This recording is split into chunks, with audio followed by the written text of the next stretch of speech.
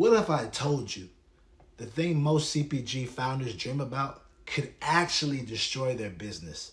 I'm talking about rapid growth, landing a huge retailer, going viral on TikTok, exploding sales overnight, because from the outside, fast growth looks like success, but behind the scenes, it can quietly kill a brand. Inventory problems, cash flow disasters, retail chargebacks, operations chaos, and of course, founder burnout.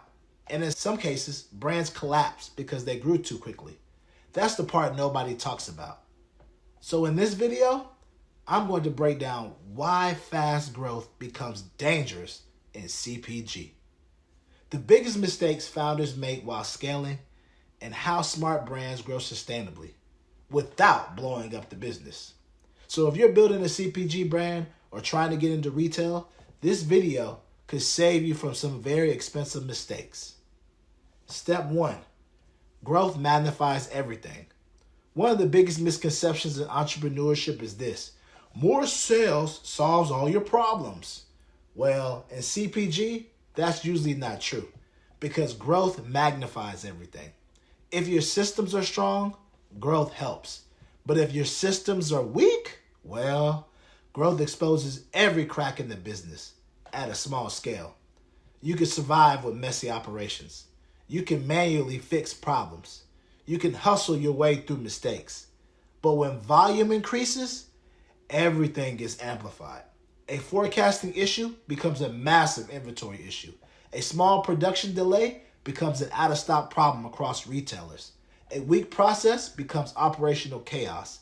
And here's what most founders underestimate: retail growth usually happens faster than operational growth. And you can land a big retailer overnight, but building systems, processes, cash reserves, manufacturing relationships, and operational infrastructure, well, that takes time, a lot of time. And that gap between sales growth and operational readiness is where brands get into trouble. Step 2, fast growth destroys cash flow. This problem is the biggest killer in CPG. Growth eats cash. Let's say a retailer wants to put your product into 1,000 stores. Sounds incredible, right? But now you suddenly need to buy more ingredients, order more packaging, increase manufacturing, pay freight cost, hire support, produce inventory before you ever get paid. And here's the painful part: many retailers don't pay 30, 60. Sometimes they all pay 90 days. So while sales are growing, your bank account is actually shrinking. That's why so many founders say, we're growing fast, but somehow we're broke. Because revenue and cash flow are not the same thing. You can have huge purchase orders and still run out of money. That's why profitable growth matters more than fast growth. Here's the lesson: before scaling aggressively, understand your cash conversion cycle. Know your margins, know your retailer payment terms, know your inventory requirements, and always ask yourself, if my sales doubled tomorrow, could my business financially survive it? Because growth without cash management can kill a company very quick. Step 3, operations start breaking. Fast growth exposes operational weakness fast. At small scale, you can figure things out. At a larger scale, you definitely need systems, real systems. This is where brands start experiencing late shipments, inventory shortages, quality issues, forecasting mistakes, manufacturing problems, and of course, retailer complaints. And once retailers lose confidence in your brand, it becomes very difficult to rebuild trust, because retailers care about consistency.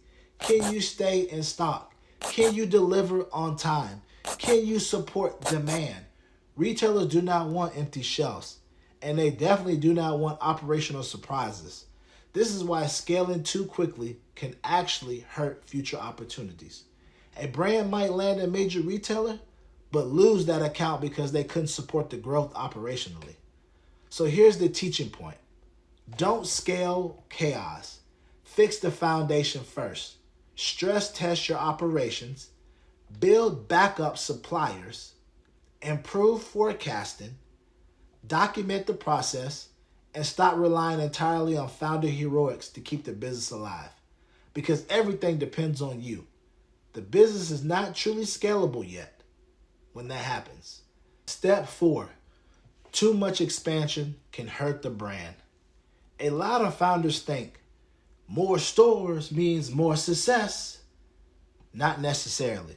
Sometimes brands expand too early into too many retailers, too many channels, too many SKUs, or too many product launches. And eventually, the brand loses focus. Consumers get confused, marketing gets diluted, operations gets more complicated, and sales velocity drops.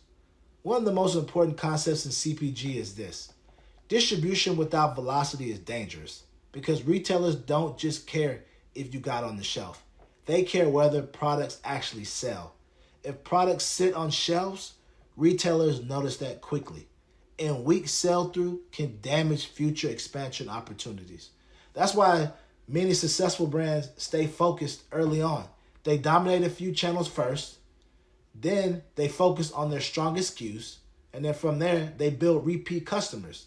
And then they scale intentionally. So here's the lesson. Death often beats with an early stage CPG. Do fewer things better. That usually wins long term. Step 5. Founder burnout becomes a real risk. This is the part that doesn't get talked about enough. When brands grow too fast, the founder often becomes the bottleneck. Suddenly you're handling operations, customer support, sales, supply chain, retailer issues, team management, and constant emergencies, all at the same time.